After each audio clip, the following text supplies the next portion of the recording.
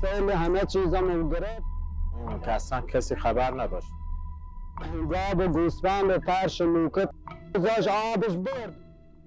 ارتباطات تلفنی که اصلا کسی خبر نداشت.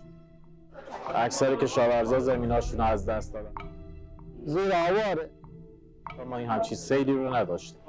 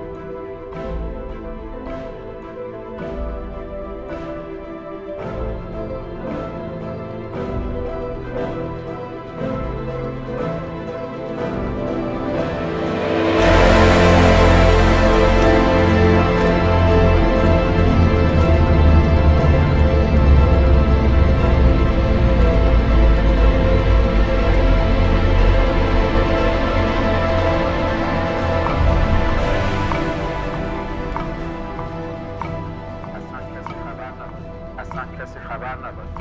اصلا کسی خبر نداشت. اصلا کسی خبر نداشت. اصلا کسی خبر نداشت. اصلا کسی خبر نداشت. اصلا کسی خبر نداشت. اصلا کسی خبر نداشت. اصلا کسی خبر نداشت.